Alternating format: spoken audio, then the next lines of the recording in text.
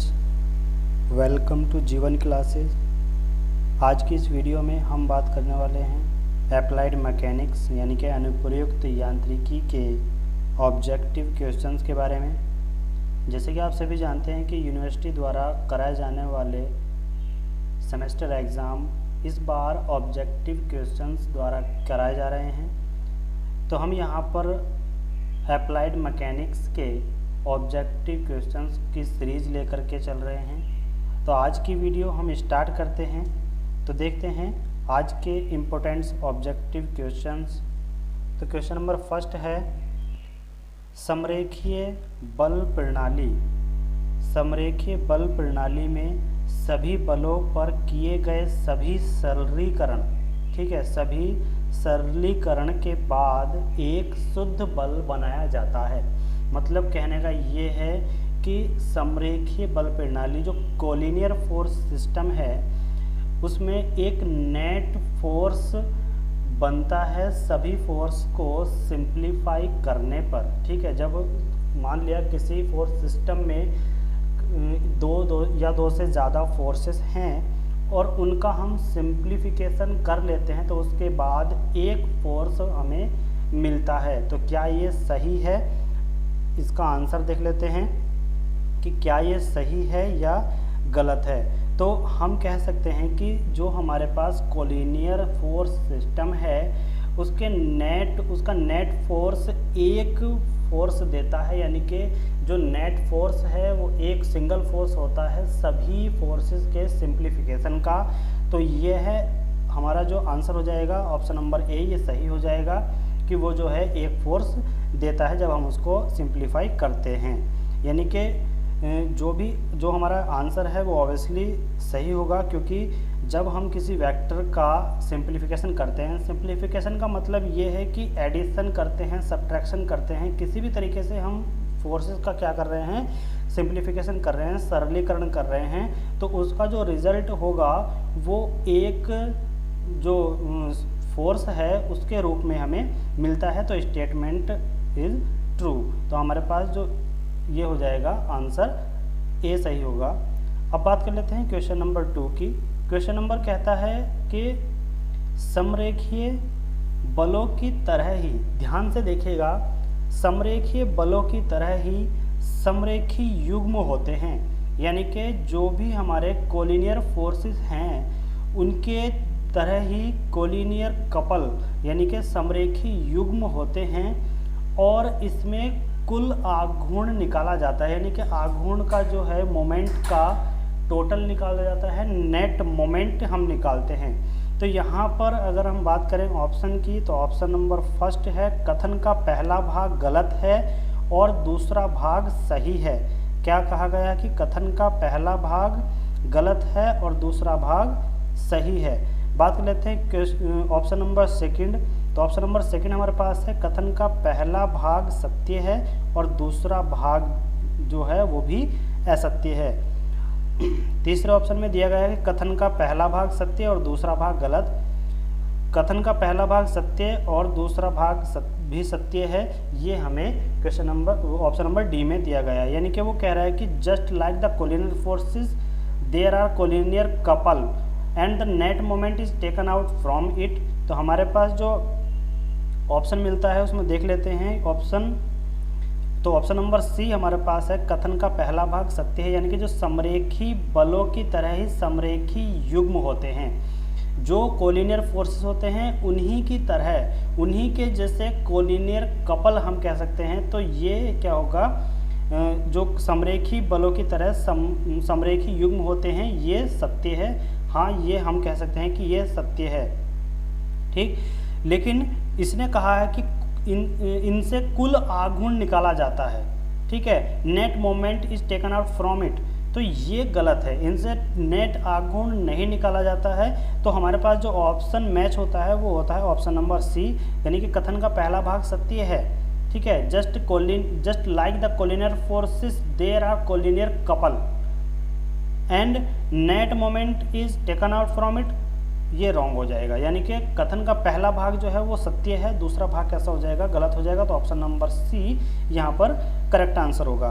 देखिएगा correct answer किस तरीके से, क्योंकि जो दो वेक्टर हैं, दो वेक्टर क्वांटिटी है और दो जो है मतलब जो उन वेक्टर क्वांटिटी का जब हम क्या करते हैं, दोनों को सॉल्व करते हैं, सिंप्लीफिकेशन करते हैं, तो यदि हम क्या करते हैं कि वेक्टर फॉर्म में उनको रखते हैं, तो उसके बाद जब हम उसका सिंप्लीफिकेशन करते हैं तो जो भी हमारे पास मैग्नीट्यूड होगा, वो 2D में हमें मिलता है, लेकिन वो जो होगा वो केवल और केवल जो फोर्सेस की हमें आवश्यकता होगी उनके थ्रू हम निकाल सकते हैं। तो हम कह सकते हैं कि समरेखीय बलों की तरह ही समरेखीय युग्म होते हैं, ये बात सही है, लेकिन इनसे कुल आघूर्ण निकाला जाता है, ये बात गलत है। तो कथन का पहला भाग सत्य है और दूसरा भाग असत्य है, यानी कि गलत है। तो यहाँ पर ऑप्शन नंबर सी आपका सही हो जाता है। अब बात कर लेते हैं question number third. Question number third क्या कहता है, समरेखीय बल प्रणाली की तरह समांतर बलों की एक प्रणाली है। Just like the collinear force system there is a system of the parallel forces. Just like the collinear force system there is a system of the parallel forces. समरेखीय बल प्रणाली की तरह समांतर बलों की एक प्रणाली है। तो यहाँ पर सही है या गलत है हमें ये बताना है। तो ये बात ऑब्वियसली सही है कि समरेखीय बल प्रणाली की तरह समांतर बलों की एक प्रणाली होती है, यानी कि यह सिस्टम जो है, यह सिस्टम पैरेलल सिस्टम, यानी कि हम बोल सकते हैं कि समांतर निकाय जो बल हैं उनका बलों का समांतर निकाय कहलाता है। ये सिस्टम क्या कहलाता है, बलों का समांतर निकाय कहलाता है, ये याद रखिएगा। This is another type of forces, the simplification of this type of forces is also very easy. This means that force is the हम बोल सकते हैं कि certain direction are taken as a positive and in the other direction is negative and hence the simplification is done, यानी कि इसका जो simplification है वो किया जा सकता है। तो समरेखीय बल प्रणाली की तरह ही समांतर बलों की एक प्रणाली होती है, ये जो ऑप्शन हमारा ट्रू हो जाता है। अब बात कर लेते हैं क्वेश्चन नंबर फोर्थ की। क्वेश्चन नंबर फोर्थ क्या कहता है, क्वेश्चन नंबर फोर्थ में आप सभी देख रहे होंगे कि यहाँ पर एक ब्लैंक स्पेस है। ब्लैंक स्पेस को हमें जो है यहाँ पर फिल करना है, बताना है कि यहाँ पर कौन सा ऑप्शन इसमें फिल होगा। तो देखिएगा इसमें हमें बताया गया है कि जो भी हमारे पास समरेखीय और असमांतर बल प्रणाली होती है उसको जो रूप में सरल बनाया जा सकता है, तो किस रूप में सरल बनाया जा सकता है ये हमको यहाँ पर बताना है। तो देखिएगा यहाँ पर आप बिल्कुल भी कंफ्यूज मत होइएगा कि हाँ ऑप्शन हमें किस तरीके से दे रखे हैं, ठीक है। ऑप्शन को केवल ध्यान से पढ़िएगा, आपको कोई ना कोई ऑप्शन जरूर टच होगा, जो ऑप्शन टच होता है उसको जो है क्वेश्चन से रिलेट कीजिएगा। अब हम बात कर लेते हैं क्वेश्चंस की। तो समरेख और समांतर बल की प्रणाली को ब्लैंक स्पेस है के रूप में सरल बनाया गया है। तो किस रूप में सरल बनाया गया है ये हमको यहाँ पर आंसर देना है। तो देखिएगा ऑप्शन नंबर ए है, सरलीकृत कोलिनियर बल प्रणाली हमें एक कुल बल देती है, यानी कि बल का जो है वो टोटल दे देती है, और समांतर बल प्रणाली हमें एक सरल बल देती है, यानी कि एक बल का सिंप्लीफिकेशन बताती है।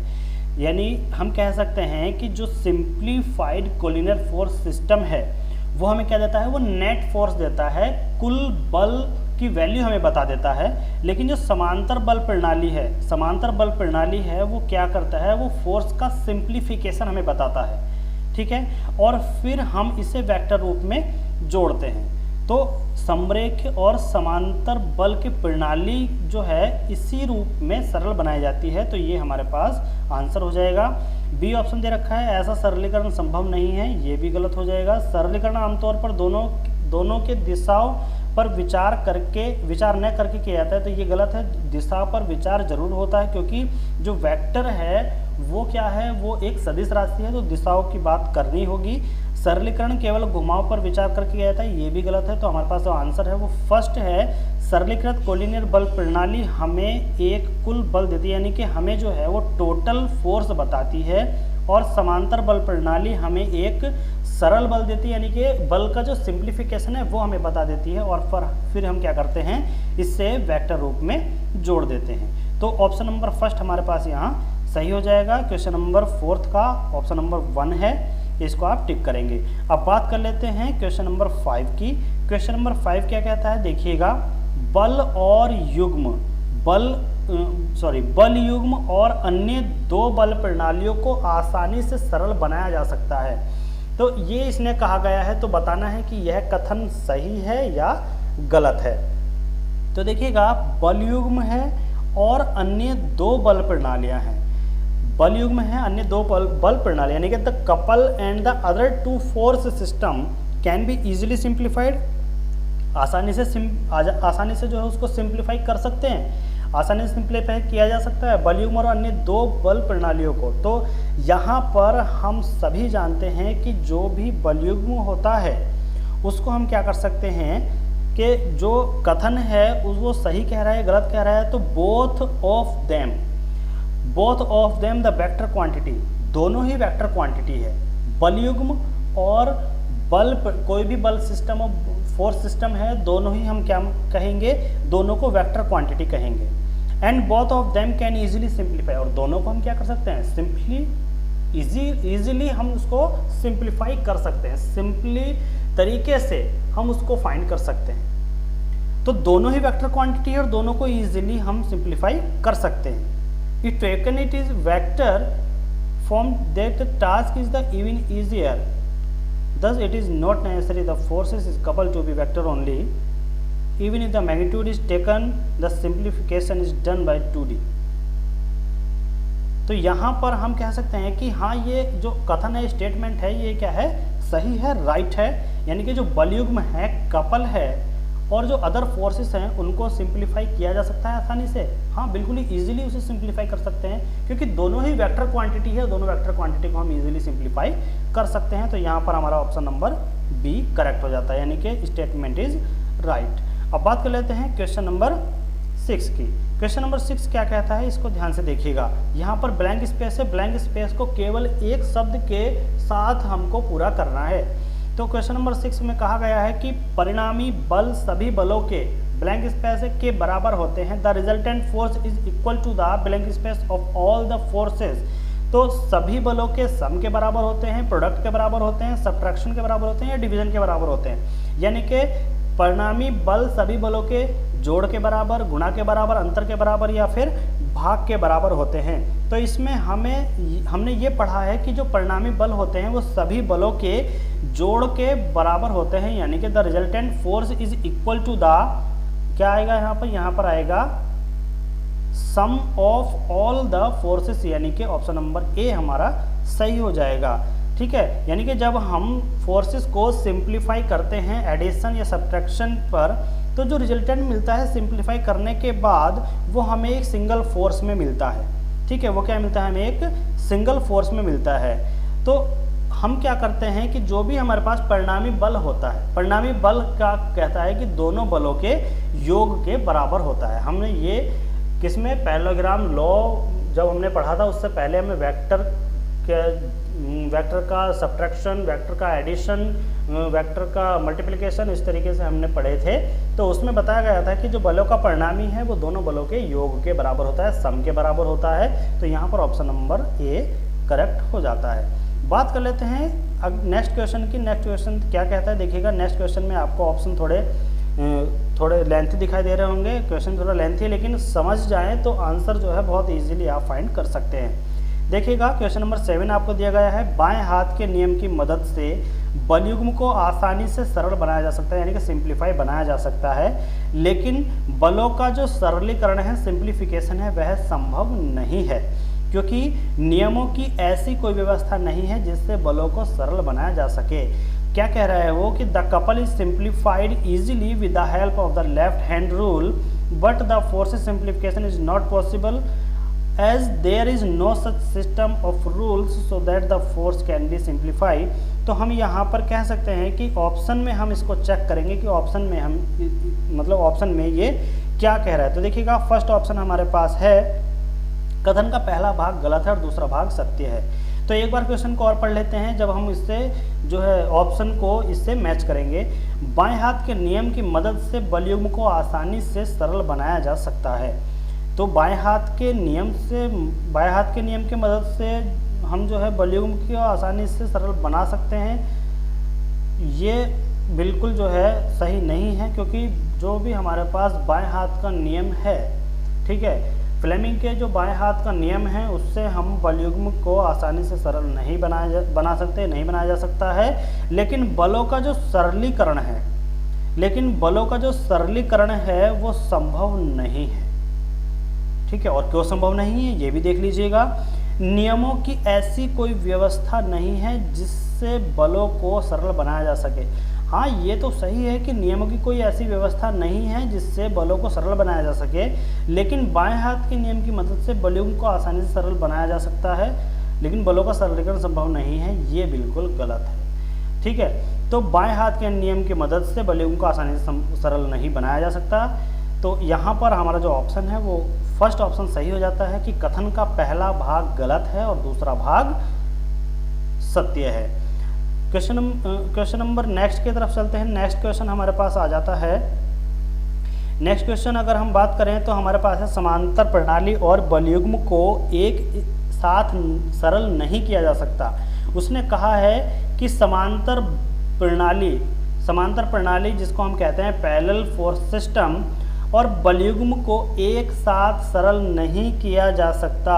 क्या कह रहा है? एक साथ सरल नहीं किया जा सकता, क्योंकि एक कारण है और दूसरा क्या है, वो प्रभाव है। समांतर प्रणाली और बलयुग्म दो चीज़ों की यहाँ पर बात हो रही है, लेकिन योग कह रहा है कि एक साथ सरल नहीं किया जा सकता। तो एक साथ सरल किया जा सकता है या नहीं किया जा सकता है, ये हम आपको बताते हैं। देखिएगा, समांतर बल प्रणाली दोनों ही क्या, समांतर बल प्रणाली और बलयुग्म दोनों ही क्या है, वेक्टर क्वांटिटी है। ये बात आप ध्यान रखिएगा, जहां भी बल की बात आ जाती है वहां पर वेक्टर क्वांटिटी है। तो दोनों ही क्या है, वेक्टर क्वांटिटी है। Both of them are vector quantity, दोनों ही वेक्टर क्वांटिटी है। And both of them can easily simplify, और दोनों को ही हम क्या कर सकते हैं, इजीली सिंप्लीफाई कर सकते हैं। Thus, it is not necessary for the vector of the couple to be vector only, even if the magnitude is taken. The simplification is done in 2D. हम इसको केवल 2D में सिंप्लीफाई कर सकते हैं। तो हम यहाँ पर कह सकते हैं कि दोनों ही वेक्टर क्वांटिटी है, दोनों को ही सरल किया जा सकता है। तो समांतर प्रणाली और बलयुग्म को एक साथ सरल नहीं किया जा सकता, ये वो बोल रहा है। तो यहाँ पर जो है कथन जो है वो बिल्कुल गलत हो जाएगा। जबकि हमने अभी कहा कि समांतर बल प्रणाली और बलयुग्म दोनों ही कैसी है, वेक्टर क्वांटिटी है। दोनों ही वेक्टर क्वांटिटी है, तो हम दोनों को इजीली सरल कर सकते हैं, इजीली सिंप्लीफाई कर सकते हैं। लेकिन इसने मना किया है, तो ये जो है कथन गलत हो जाएगा। और कारण में इसमें क्या कहा गया है कि एक कारण है और दूसरा प्रभाव है। तो देखिएगा, ऐसा कुछ नहीं है, ये भी हमारे पास क्या हो जाएगा, गलत हो जाएगा। तो ऑप्शन नंबर सी यहाँ पर करेक्ट हो जाता है। और ऑप्शन नंबर सी क्या कह रहा है कि कथन गलत है और कारण भी गलत है, दोनों ही चीज़ गलत हैं। तो इसलिए हमारे पास जो है ऑप्शन नंबर सी करेक्ट हो जाता है। The statement is wrong and the reason given is also wrong. Option number C यहाँ पर आप टिक करेंगे। क्वेश्चन नंबर 9 की तरफ चलते हैं। क्वेश्चन नंबर 9 क्या कहता है, देखिए, समरेख प्रणाली और बलयुग्म को एक साथ सरल नहीं किया जा सकता। समरेख प्रणाली और बलयुग्म को, देखिएगा, समरेख प्रणाली, ठीक, कोलिनियर फोर्स सिस्टम की बात हो रही है। समरेख प्रणाली जो है कोलिनियर फोर्स सिस्टम और बलयुग्म यानी कि कपल एक साथ सरल नहीं किया जा सकते, क्योंकि एक कारण है, दूसरा प्रभाव है। अब देखिएगा, हमने अभी इसी क्वेश्चन के आधार पर हमने अभी पढ़ा था समांतर प्रणाली और बलयुग्म। अगर आपको याद हो, देखिएगा, मैं फिर से उस क्वेश्चन को शो कराता हूँ आपके सामने। देखिएगा, यहाँ पर है समांतर प्रणाली, क्या है यहाँ पर है समांतर प्रणाली, और आगे दे रखा है उसने समरेख प्रणाली। तो समांतर प्रणाली में तो क्या था, हम जो है नहीं कर सकते थे, लेकिन अब यहाँ पर हमें को देखना है कि इसमें कर सकते हैं या नहीं कर सकते। तो देखिए, समरेख प्रणाली, ठीक है, समरेख प्रणाली क्या कहती है उसको हम देख लेते हैं। देखिए, जो भी हमारे पास कोलिनियर सिस्टम है, ठीक है, the force of collinear system यानी कि समरेख प्रणाली, पहले क्या था, पैरेलल, ठीक है, पहले पैरेलल की बात हुई, देखिएगा, the force of the parallel system, लेकिन अब की बार क्या है, the force of the collinear system. तो यहाँ पर फिर से हम कह सकते हैं कि अगर फोर्स सिस्टम की बात हुई है तो वेक्टर क्वांटिटी होगी ही, और वेक्टर क्वांटिटी को हम क्या कर सकते हैं, इजीली सिंप्लीफाई कर सकते हैं। ठीक है, तो इजीली सिंपलीफाई कर सकते हैं। तो यहाँ पर फिर से हमारा वही ऑप्शन सही हो जाता है कि कथन भी गलत है कि उसको एक साथ सरल नहीं किया जा सकता, ये बिल्कुल गलत है, कर सकते हैं। और क्योंकि कारण भी बताया गया है कि एक कारण है और दूसरा प्रभाव है, ऐसा नहीं है। तो यहाँ पर भी ऑप्शन नंबर सी सही हो जाएगा, क्योंकि कथन भी और जो कारण भी दोनों दे रखे हैं वो हमारे यहाँ पर गलत हैं। तो देखिए, समांतर प्रणाली का क्वेश्चन हो या फिर समरेख प्रणाली का क्वेश्चन हो, दोनों ही वेक्टर क्वांटिटी है, दोनों को सिंप्लीफाई किया जा सकता है, एक साथ कर सकते हैं, इजीली कर सकते हैं। तो यहाँ पर जो है ऑप्शन नंबर सी आपका करेक्ट आंसर हो जाता है। तो ऑप्शन नंबर सी को हम यहाँ करेक्ट आंसर बोलेंगे। ऑप्शन नंबर सी पर आप टिक करेंगे। अब बात कर लेते हैं, देखिएगा यहाँ पर ऑप्शन नंबर सी आप टिक करके आएंगे, यानी कि the statement is wrong and the reason given is also wrong. अब बात कर लेते हैं नेक्स्ट क्वेश्चन, क्वेश्चन नंबर 10 की। समान रूप से वितरित भार, समान रूप से वितरित भार वितरण के सिरों पर प्रति यूनिट लंबाई के भार के दो अलग अलग मान होते हैं। इसने कहा है the uniformly distributed load is having two different values of load per unit length on the end of the distribution, यानी कि जहां पर वो बटा हुआ है उनके एंड पर, ठीक है, अलग अलग मान होते हैं। समान रूप से वितरित भार में वितरण के सिरों पर प्रति यूनिट लंबाई के भार के दो अलग अलग भाग होते हैं, ये उसने कहा है। तो देखिए यहाँ पर हो जाएगा द आंसर इज नो, यानी कि ये जो है गलत है। The uniform distributed load is not having two different value of the load per unit meter on the corner. मतलब क्या है कि जो यूनिफॉर्म डिस्ट्रीब्यूटेड लोड होता है वो पर मीटर पर अलग अलग वैल्यू नहीं रखता है, वो एक सी ही वैल्यू रखता है। लेकिन इसने कहा गया है कि ये क्या डिफरेंट वैल्यू रखता है। rather the distribution is uniform, that is the having the same value of the same on both of the corner, यानी कि दोनों कॉर्नर पर भी क्या होगा, सेम वैल्यू होगा। यानी कि हम इस तरीके से कह सकते हैं कि ये अगर हमारे पास कोई बीम है तो इस पर जो लोड लगेगा वो जो है इस तरीके से लगेगा और दोनों कॉर्नर पर बराबर ही लोड होगा, यानी कि यहाँ पर भी और यहाँ पर भी दोनों हम क्या कह सकते हैं कि इस बीम पर दोनों कॉर्नर पर बराबर लोड है। तो हम कह सकते हैं कि ये हमारा क्या हो जाएगा, गलत हो जाएगा। यानी कि समान रूप से वितरित भार में वितरण के सिरों पर प्रति यूनिट लंबाई के भार के दो अलग अलग मान होते हैं, ये बिल्कुल गलत है, ये इसने सही नहीं कहा है। तो ये ऑप्शन हमारे पास हो जाएगा सेकंड, यानी कि गलत। जबकि क्या होता है, समान रूप से यानी कि यूनिफॉर्मली डिस्ट्रीब्यूटेड लोड जो होता है वो किसी भी बीम के हर पॉइंट पर क्या होता है, बराबर होता है, उसकी वैल्यू कहीं पर भी अलग अलग नहीं होगी। जो वैल्यू यहाँ पर है वही वैल्यू यहाँ पर होगी, जो वैल्यू यहाँ पर है वही वैल्यू यहाँ पर हो जाएगी, सब जगह सेम वैल्यू रहती है। तो यहाँ पर ऑप्शन नंबर हमारे पास बी करेक्ट हो जाता है, गलत आंसर है। तो अब बात कर लेते हैं इस वीडियो के जो हमारे पास यूनिट के ऑब्जेक्टिव क्वेश्चंस हैं। इस यूनिट में इतने ऑब्जेक्टिव क्वेश्चन हैं और अब मिलते हैं नेक्स्ट यूनिट हम स्टार्ट करेंगे। नेक्स्ट यूनिट में किस तरीके से हम ऑप्शन जो है वो करेक्ट करते हैं। ऑप्शन को माइंड में टच करना सबसे बड़ी बात होती है। पहले क्वेश्चंस को पढ़िएगा, कम से कम नहीं तो 10 सेकंड तक उसको जो है अपने माइंड में जो है कनेक्ट करके रखिएगा, जिससे कि जो आपने पढ़ा है उससे वो क्वेश्चन कहीं ना कहीं पर जाकर के रिलेट हो सके।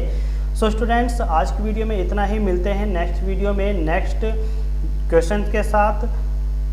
सो जो स्टूडेंट्स इस वीडियो को देख रहे हैं प्लीज़ वीडियो को लाइक कीजिएगा, शेयर कीजिएगा। Thanks for watching.